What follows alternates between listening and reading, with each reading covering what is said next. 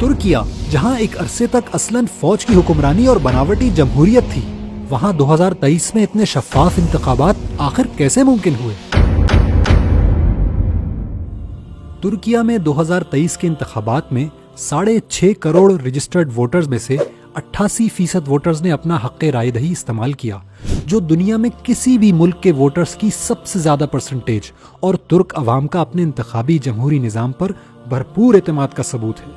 Elections بغیر کسی قتل و غارت گری، دھوس و دھاندلی اور بیلٹ باکسز کی چوری کے مکمل ہوئے، اور رات 12 بجے تک پوسٹل بیلٹس کے ماں سوا 99% الیکشن نتائج جمع ہو چکے تھے۔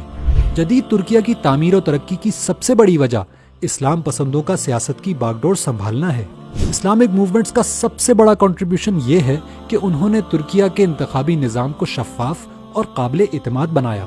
لیکن جدید ترکیہ کی ترقی اور انتخابی اصلاحات کا یہ سفر آسان نہ تھا۔ 3 دہائیوں پہلے جہاں ملک میں معاشی بدحالی، اشرافیہ کی حکمرانی، گندگی اور بد انتظامی تھی، جہاں فوجیوں کے زیر نگرانی ایک بناوٹی ٹوٹی پھوٹی جمہوریت تھی، جدھر خواتین کو یونیورسٹیز اور آفیسز میں حجاب تک پہننے کی آزادی نہ تھی، ایسے ملک نے شفاف انتخابات تک کا سفر آخر کیسے طے کیا؟ ترکیہ میں ایک عرصے تک ایک ایسی جمہوریت رہی جس میں فرینڈلی انتخابات ہوتے تھے۔ فوج نے عالمی قوانین کی ریکوائرمنٹس پوری کرنے کے لیے 2 سیاسی جماعتیں بنائی ہوئی تھی، اور انہی کے درمیان اقتدار گھومتا رہتا تھا، جبکہ اصل اقتدار فوج کا ہوتا تھا۔ کسی نظریاتی اور اسلامی جماعت کا اقتدار تک پہنچنا ناممکن نظر آتا تھا، لیکن اسلامی جماعتیں ان مشکل ترین حالات میں بھی جمہوریت اور پرامن طریقے سے اقتدار حاصل کرنے کی کوششوں میں لگی رہی۔ جدید ترکیہ میں اسلامی تحریک کے قائد ایک انجینئر اور ماہر تعلیم نجم الدین اربکان صاحب تھے، جن کی فکری آبیاری سید مودودی اور سید قطب شہید رحمۃ اللہ علیہ کے افکار سے ہوئی۔ اربکان کی لیڈرشپ، کارکنان کی قربانیوں، قید و بند کی صعوبتوں اور انتھک محنت کا نتیجہ 1994 میں بلدیاتی انتخابات میں پہلی بار اسلامی تحریک کی زبردست کامیابی کی صورت میں نکلا۔ طیب اردگان استنبول کے میئر منتخب ہوئے اور شہر کی ترقی کا سفر شروع ہو گیا۔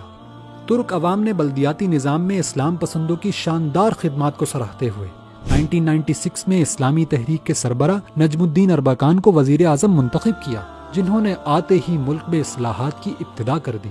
لیکن ترکیہ پر مسلط مضبوط فوجی ٹولے کی سازشیں بھی اسی دوران جاری رہیں، اور 1997 میں نجم الدین اربکان کو سزائیں سنا کر فوج نے ان کو حکومت چھوڑنے پر مجبور کر دیا۔